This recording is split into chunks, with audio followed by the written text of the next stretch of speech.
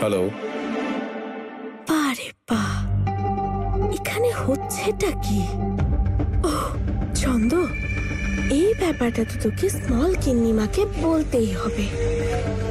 এটাই তো সঠিক সুযোগ নিজের নাম কেনার।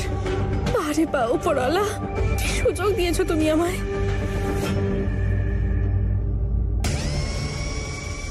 দীপিকা বৌমা, এই পাঁপড়গুলো একটু মোটা তৈরি হয়েছে, পরের বার পাতলা করে বেলো।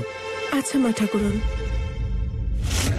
তাছাড়া একটা ভালো সুযোগ, বিজনেসের কাজও হয়ে যাবে আর হানিমুনটাও হয়ে যাবে।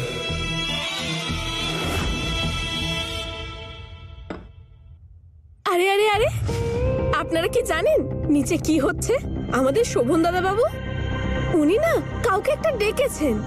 আরে যে খুব সুন্দর সুন্দর ডিজাইন বানায়, ডিজাইনার না না ডিজাইনার, ওনাকে ডেকেছেন।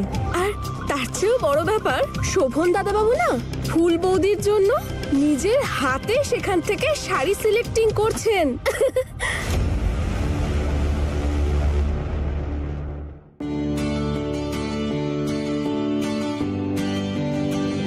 হয়তো তারা বৌমা শোভন দাদু ভাইকে ডিভোর্স দেবার সিদ্ধান্তে দাদু ভাই আর ফুল দুজনেরই মনের দরজা খুলে গেছে।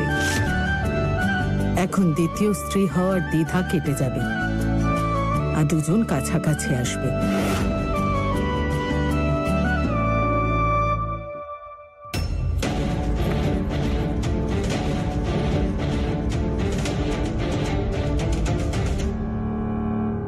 শোভনবাবু, এটাই হলো সবচেয়ে দামি নেকলেস যা আপনি অর্ডার দিয়েছিলেন।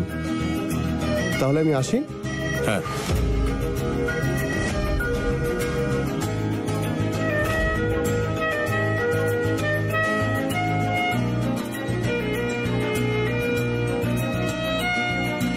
ব্যাস এটারই অভাব ছিল। এই সেটটা তো আমার জন্য অর্ডার করা হয়েছিল, আর এই ডিজাইনটাও তো আমি দিয়েছিলাম দোকানে। শোভন এটা কি করে করতে পারলো? আমার অধিকারের জিনিসটাও এই দুদিনের অতিথি ফুলকে কি করে দিতে পারলো?